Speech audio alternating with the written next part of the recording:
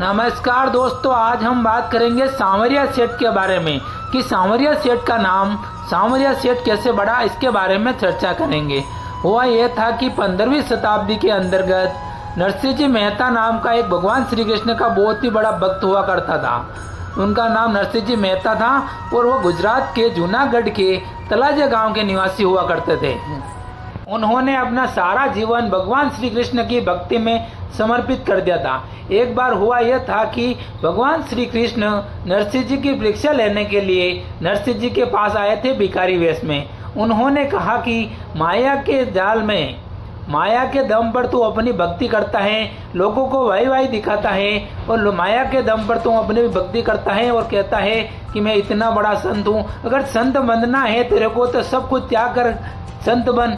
संतों की क्या आवश्यकता है, धन की क्या आवश्यकता है, इतने लाखों करोड़ों की। अगर संत बनना है, सच्चा संत वही होता है जो अपनी सारी मोह माया से मुक्त हो जाता है, वही सच्चा संत कहलाता है। जब भगवान श्री कृष्ण की यह बातें सुनकर नरसिंह जी मेहता को दिमाग में लगी बात तो सही है। तो इसके बाद नरसिंह जी मेहता ने उन्होंने अपना संपूर्ण जो धन खजाना था, उन्होंने लगभग 56 करोड़ की संपत्ति थी, तो उन्होंने अपना सारा खजाना गरीबों के अंदर दान कर दिया था।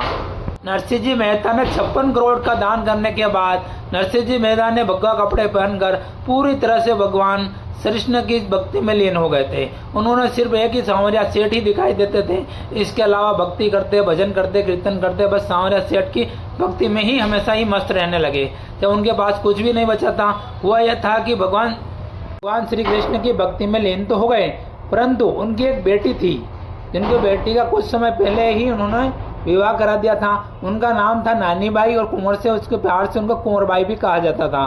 तो नानी बाई का जब शादी कर दी थी, शादी करने से बाद में कुछ दिनों बाद उनके यहाँ एक पुत्री का जन्म हुआ नानी बाई के यहाँ। तो नानी बाई की पुत्री बड़ी हुई, इसके बाद नानी बाई का मायरा ले जाने का होता है, बात भरने का। कई जगह पर उसको मायरा कहा जाता है, कई जगह पर उसे बात भरने कहा जाता है, कई जगह पर उसको मामेरा कहा जाता है। इसीलिए जब बात भरने का समय आया था, जब नानी बाई यानी कि नरसिंह जी मेहता की पुत्री नानी बाई और नानी बाई की पुत्री का जब शादी हुई थी, तो उस समय बात भरने के समय में नरसिंह जी मेहता के पास एक संदेशा आया कि नानी बाई की पुत्री का विवाह है, आपको बात भरने के लिए पधारना है। यह बात सुनकर नरसिंह जी मेहता ने सोचा कि मैंने तो अपनी सारी संपत्ति गरीबों के अंदर दान कर दी, तो अब मैं बात कैसे भरूंगा, कैसे नानी बाई के यहाँ महिरा ले जाऊंगा।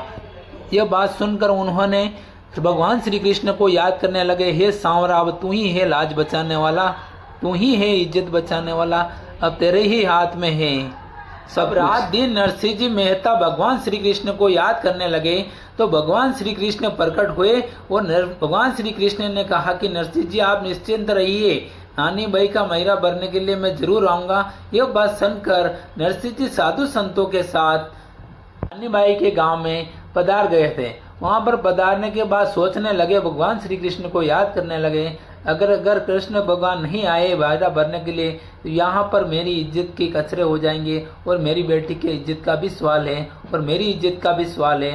रात दिन याद करने लगे, हे कृष्ण, हे कृष्ण, हे कृष्ण।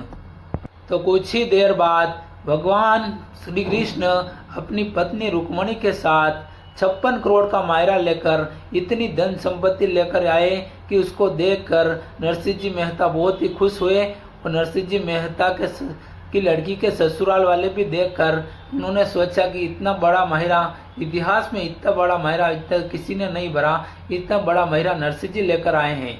तो नरसिंह जी मेहता ने जब भगवान श्री कृष्ण की भक्ति करी, तो भगवान श्री कृष्ण को याद करा सच्चे दिल से, तो भगवान श्री कृष्ण भी सच्चे दिल से उन्होंने 56 करोड़ का मायरा लेकर आए और भगवान श्री कृष्ण नरसिंह जी मेहता की बेटी नानी बाई को मायरा भरा।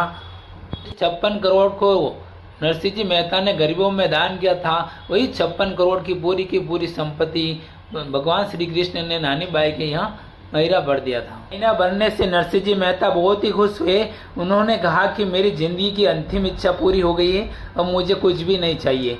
इसके बाद भगवान श्री सांवरिया सेठ का नाम सांवरिया सेठ पड़ने का मुख्य कारण यही है कि जो नरसिंह जी मेहता थे, जो भगवान श्री कृष्ण को सांवड़ सेठ के नाम से पुकारते थे और सांवड़ सेठ बंधे। ऐसा भी माना जाता है कि नरसिंह जी मेहता का एक पुत्र था, उनका नाम सांवरा था।